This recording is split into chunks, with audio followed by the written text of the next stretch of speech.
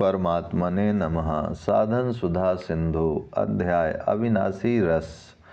उपनिषद में आया है रसो वैसह, वह परमात्म तत्व रस स्वरूप है। तात्पर्य है कि रस वास्तव में परमात्म तत्व में ही है, जो शांत अखंड तथा अनंत है। उस परमात्म तत्व का ही अंश होने से जीव आत्मा में भी वह रस स्वतः स्वाभाविक है। ईश्वर अंश जीव अविनाशी, चेतन अमल, सहज सुख राशि। परंतु शरीर से संबंध की मान्यता मुख्य होने के कारण जीव आत्मा को वह रस सांसारिक भोगों में, इंद्रियों के विषयों में दिखने लगता है, अर्थात उसके भोगों में रस बुद्धि हो जाती है। भोगों का यह रस नाशवान होता है, जबकि परमात्मा का रस अविनाशी होता है। अतः भोगों का रस तो निरस्ता में बदल जाता है तथा उसका अंत हो जाता है, पर परमात्मा का रस नित्य निरंतर सरस रहता है तथा बढ़ता ही रहता है। भोगों के रस की दो अवस्थाएं होती हैं, संयोग संभोग और वियोग विप्रलंब। इनमें संयोग रस की अपेक्षा वियोग रस श्रेष्ठ है, क्योंकि वियोग में जो रस मिलता है वह संयोग में नहीं मिलता। जैसे जब तक भोजन ना मिले तब तक भोजन मिलेगा, इस मिलन की लालसा भी जो सुख मिलता है वह भोजन मिलने पर नहीं रहता। प्रत्येक प्रत्येक ग्रास में क्षीण होते होते अंत में सर्वथा मिट जाता है और भोजन से अरुचि पैदा हो जाती है। परंतु परमात्मा का रस इससे बहुत विलक्षण है। वह संयोग और वियोग दोनों ही अवस्थाओं में समान रूप से बढ़ता ही रहता है, ना तो घटता है और ना मिटता ही है। भोगों की सत्ता और महत्ता मानने से भीतर में भोगों के प्रति एक सूक्ष्म आकर्षण, प्रियता, मिठास पैदा होती है। उसका नाम रस है। किसी लोभी व्यक्ति को रुपए मिल जाए और कामी व्यक्ति को स्त्री मिल जाए तो भीतर ही भीतर एक खुशी आती है, यही रस है। भोग भोगने के बाद मनुष्य कहता है कि बड़ा मज़ा आया, यह उस रस की ही स्मृति है। यह रस अहम चिदजड़ ग्रंथि में रहता है। इसी रस का स्थूल रूप राग सुखासक्ति है। जब तक रस बुद्धि रहती है तब तक प्रकृति और उसके कार्य, क्रिया और पदार्थ की पराधीनता रहती है। रस बुद्धि निवृत्त होने पर पराधीनता मिट जाती है। भोगों के सुख की परवशता नहीं रहती, भीतर से भोगों की गुलामी नहीं रहती। भोगों के रस में जनेंद्रियों का रस बड़ा प्रबल माना गया है, इसलिए काम को जितना बड़ा कठिन होता है। संसार में रुपयों के विषय में ईमानदार आदमी तो मिल सकते हैं, पर स्त्री के विषय में ईमानदार आदमी मिलना अपेक्षाकृत कठिन है।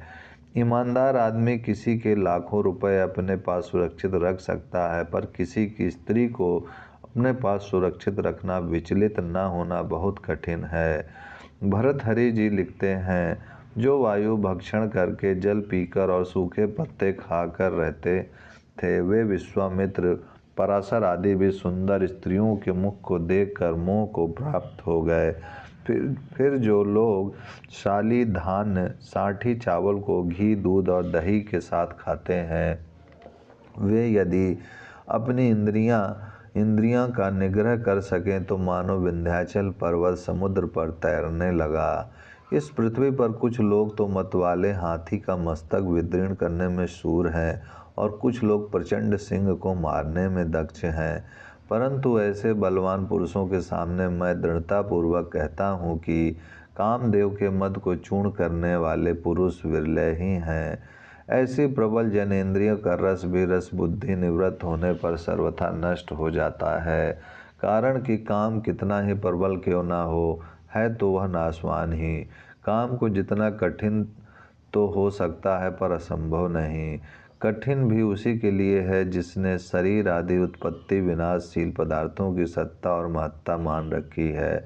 अगर साधक शरीर में अपनी स्थिति मानेगा तो उसको काम सताएगा ही।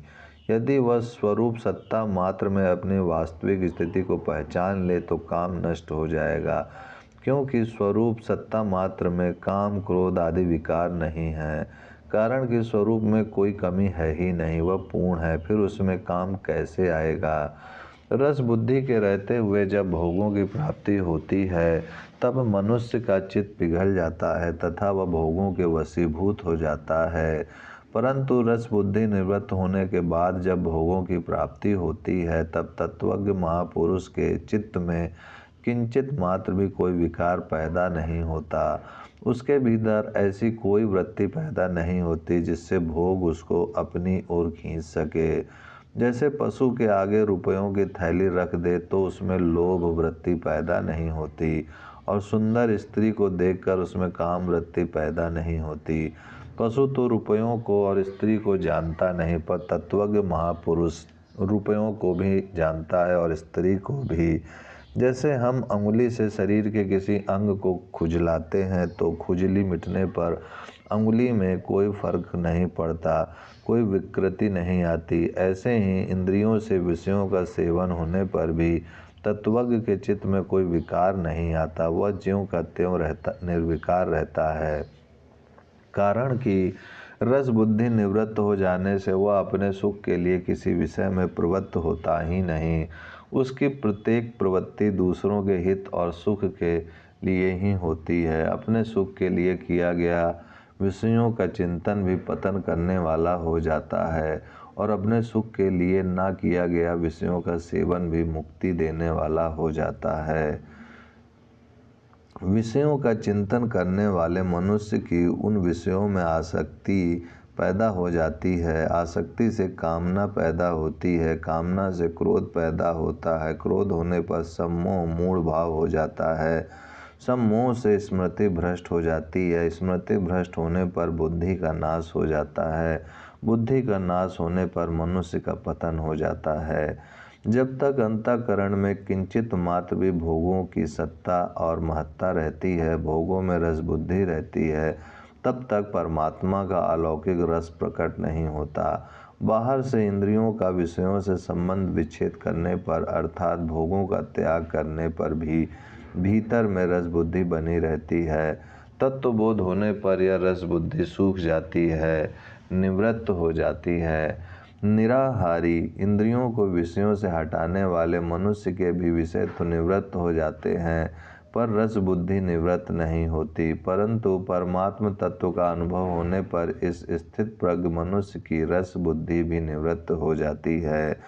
वशीभूत अंतःकरण वाला साधक राग द्वेष से रहित अपने वश में की हुई इंद्रियों के द्वारा विषयों का सेवन करता हुआ अंतःकरण की प्रसन्नता को प्राप्त हो जाता है। प्रसन्नता प्राप्त होने पर साधक के संपूर्ण दुखों का नाश हो जाता है और ऐसे प्रसन्न चित्त वाले साधक की बुद्धि निस्संदेह बहुत जल्दी परमात्मा में स्थिर हो जाती है।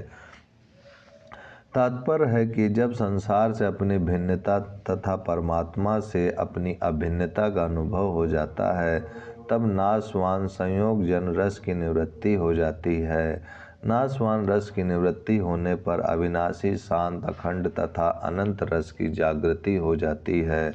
तत्वबोध होने पर तो रस सर्वथा निवृत्त हो ही जाता है, पर तत्वबोध होने से पहले भी उसकी उपेक्षा से, विचार से, सत्संग से, संत कृपा से रस निवृत्त हो सकता है।